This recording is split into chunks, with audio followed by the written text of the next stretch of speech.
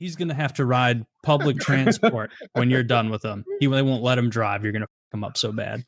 They're going to have to make public transport wait as that slow elevator raises his wheelchair up to the level, and then he can get on the transit. I'm not sure I like either one of these directions. I was thinking in my head, I was like, God forbid.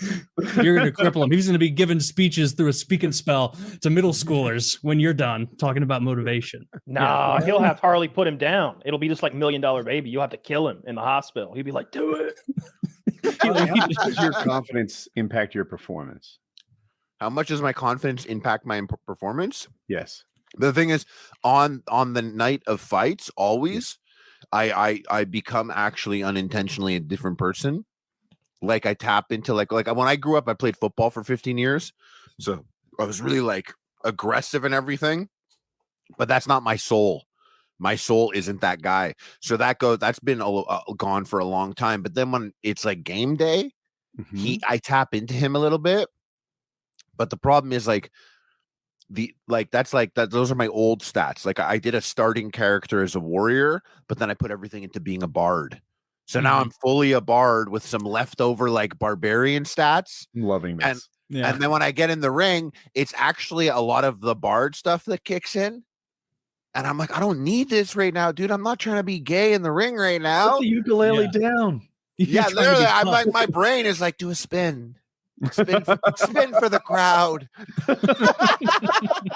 Okay, don't do that. I'm like getting punched out of the ring. I'm like lying on the table outside the ring, and it's like they clap for us. I'm like, bro, shut the fuck up. We just got punched out of the ring, you fucking idiot. I don't even know what the rules are in boxing. That was the Mayor of Slamtown fight, right? Yeah, that happened. You left the ring and came back. Yeah, I was like, when I was lying on the table outside, I was like, what are the rules here? And I like looked at the ref, and he was like, 15, and I was like, oh, I guess I have 20 seconds to get into the ring. I should probably get in the ring.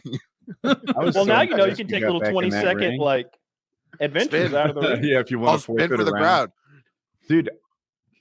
Can you exit the ring on? That's a great point. Do a little lap. Do a little lap. Exit the ring on purpose. I'm not tired. I don't need a stool. Like raise your hands up. I do a little lap around the outside of the ring. Point at the crowd, little finger guns to the camera. You lose the round. Then you jump over the rope and go back to work. He's right. He's right. You lose the round, I bet. But like, maybe you're allowed 1 or 2 ring outs. I bet you lose the round. You got hit out of the ring. No. I'm saying what he's saying, like purposefully, like the round starts, and I lie on my tummy and roll out under the bottom rope, and I walk around. I dap up the people in the sound. 5 rounds, 2 minutes. So if you're up like 3 or 4 rounds. You know, you could. It's boxing, so you never know. They decide what they want.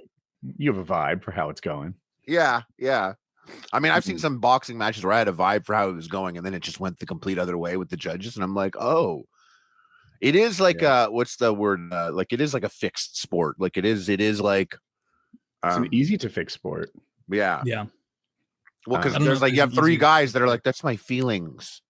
It's my feelings. It's hard to say this going into it, but I felt like you were pretty confident going into your first fight and not your second, right? Your second guy was really tough. Where does this one fit on the spectrum?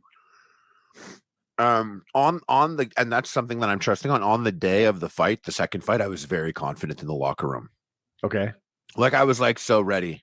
And I felt no pain. Nothing hurt me in the ring.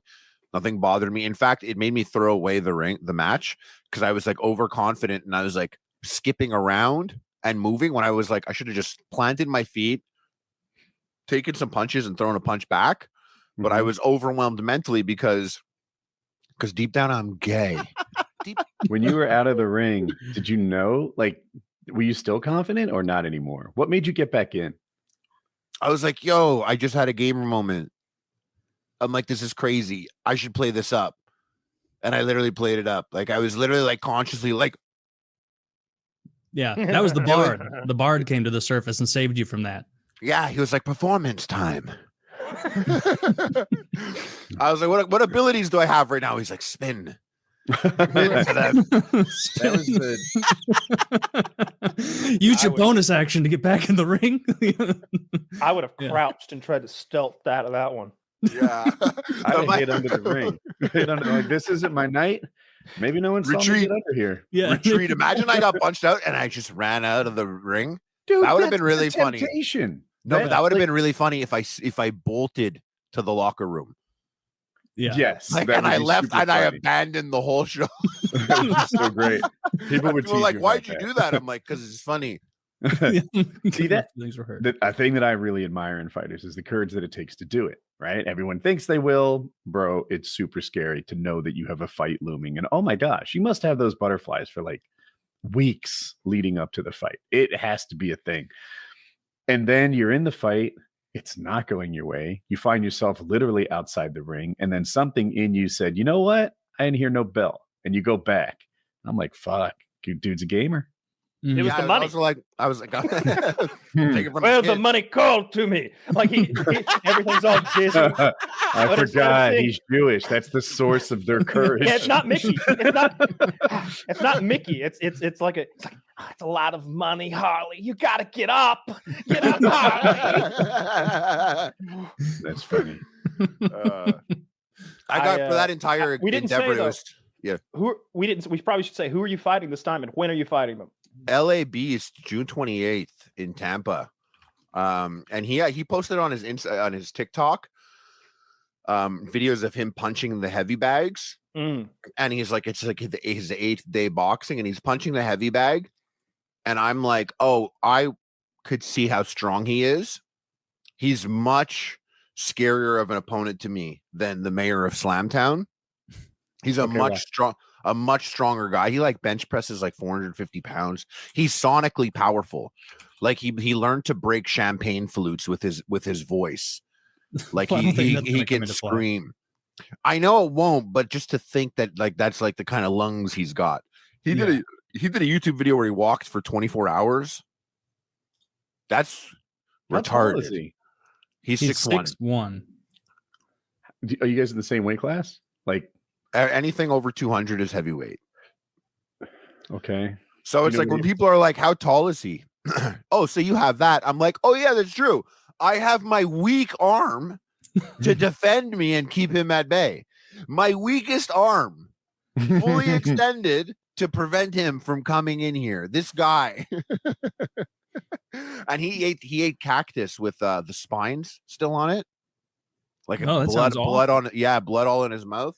You can tell he's a strong guy, barrel chested. Yeah. So you've got your work cut out for you, but I have faith. You don't have enough faith. I think you're going to take this one home. Oh, I got faith. I do. Good. I do. I'm like, well, he can't spin as good as I can. I bet he doesn't fight nearly as hard. Yeah, there's a video there of him hitting the heavy bag. Oh yeah, let me take a look. Yeah, that is like that's a guy you could tell right up from the back. You're like, oh, he's strong.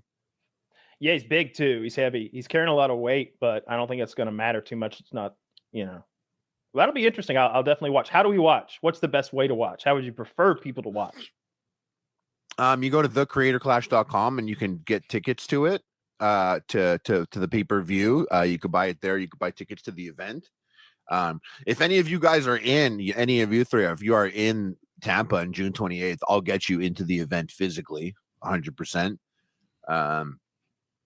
Definitely a lot of people that I don't know. See, one thing is like, I don't know if this one will sell compared to the last one was like quote unquote a failure in terms of a charity. So I don't know if this time it'll sell. And all I'm thinking is I was like, I boxed in Amalie Arena when it was packed and it was like really so surreal. Worst case scenario, the tickets don't sell. Boxing in Amalie Arena when it's empty will also be so surreal. Yeah. Like it's COVID times. I bet they'll fill it up. They'll do something. And besides, it looks like a fun card. I'm scrolling through it now, looking at Freddy Wong. Yeah. Freddie I Wong see that now. Oh my god! Yeah. Freddy Wong is fighting. Freddy Wong, 6'5", 175, going up against someone called Ginger Pale, who is 5'9", 175. I like Freddy's chances. Freddy's flexing in his photo, and he's got. Look, all right. So let me say this before. It's very possible that Freddy W made his arm look that big because if anyone could, it's him. He's pushing his arm up. No, he's pushing his. I was going to say he'd use like some computer graphics to turn himself into a mini Hulk. What picture are you looking at? I'm on creatorclash.com scrolling. I'll link it. But I get it. I got it. Even if he is pushing it up, it's fucking big. So he's five. He's actually like Freddy's like a guy that works really hard and does shit like back in the day, like when like in LA, like Machinima would hold these like gamer gathering type things when the new Call of Duty game would come out, and like a couple of guys who were like old friends of the show, like X Jaws and Optic dudes and all these guys like FaZe Clan dudes, they would come to these events, right? To play Call of Duty when it came out. But like Freddy would also get invited to these events, and Freddy would fuck them up, and like it's not his job. Freddy, do you know Freddy was the first pro gamer before there was like pro gaming? He was a pro Guitar Hero. Yeah. And he like got paid to go around with like Guitar Hero, like on a world tour, like playing Guitar Hero in various places. Anything the guy does, he like kills it. And I saw a video of him like preparing for the fight, and it's so funny because they filmed it, and I guess maybe they didn't want like his opponent to know what he was really doing. So they showed his coach. His coach was like, yeah, you really want to spar a couple times a week, but we thought that we don't want to cause any damage before the fight, so we've been training him exclusively in VR so he could spar like 40 times a week. And it cuts to Fred, and he's got the VR headset on, and he's like just waiting for it to update. And he's like, and then you see him doing all these drills in VR. Do you and know his like who coach is these, watching. Do you know who all these other fighters are? No, dude, I'm straight. I watch straight YouTubers. Are these all gay YouTubers? How do you think I got there? There's a guy named Dad. There's a guy. I saw the guy named Dad at the bottom, and then there's a guy named Tubbo. Tubbo, he's apparently like the biggest. Tubbo and Sapnap are like the most famous people on the card. They're both 147, 5'6", and 5'7". I thought you were going to say they were like actually both the most experienced fighters, which I would have believed you because you can't tell looking at someone if they're like. Y'all better be careful. Wait, one of these like Asian gamers is going to actually be a Thai kickboxing champion, and he's he's going to go under the radar. Those guys could pass under the radar, and they're killers. See, the thing about Tubbo's picture I don't like is everybody else has like hands up, and he's like. I'm a little hands boy. behind his back, like he's like selling you popcorn in the Boy Scouts. Like I'm a little boy. He needs it. Maybe that's part of his strategy. Well, those two guys are Minecrafters. They were like friends with Dream, that big time Minecrafter guy, and so like they got this whole like they were friends apparently, and then there was like a beef or something. I don't really know, but they have a crazy history type thing going on. There's like some bullshit. So do these two guys have Tubbo and Sapnap don't like each other, and so it'll be a good fight? There's a history there that a lot of people are aware of. Odd Ones Out versus Will Neff. Like Odd Ones Out, he was in Creator Clash 1, and he was an animator, and he got fucked up by I Did a Thing, who looked really good that day. And he Odd Ones Out was like, it wasn't even close. But it's funny, when he came in the locker room, I was like, hey, man, you went out there and you gave it your all and you tried. And that's what really counts. And he was like pissed. He was like, fuck this fucking shit, man. And I was like, damn, he's really mad that he lost. And like, it wasn't really close. So like, I'm like wondering, I'm like, damn, he had like a couple years to really put that anger to work right now. But now he's going against Will Neff, who I think was a wrestler in high school. Will Neff looks pretty fit in his photo. Oh, I was at the gym here recently, actually. You know, I'm in Florida, right? You guys know that? Okay. Yep. I'm fucking Patriot, dudes. You're like living full time in Florida now? I'm in fucking Florida, dude. I'm a Patriot. Let's fucking let's fucking kill Canada before they kill us. Deported. Let's get Canada before they get us. So what are you on, a visa? What are you, fucking ICE, bro? Let me chill, dude. Not on jack Wait a shit, goddamn minute. You know, there's a reward out for any renegade Canucks that are down here south of the freedom line. I can't imagine a funnier outcome than like ICE sending you home. That would be the funniest fucking. I would report myself to ICE shortly before the fight to get out of it. Oh man, wish I could. Gotta go. Now, if that actually happens, that'll be the thing. They'll be like, yo, he did it. Nah, dude, he was eating 5 almonds because Woody eats 5 almonds, and then he got deported by ICE because Woody says it was a good idea. I am recently back on that wagon.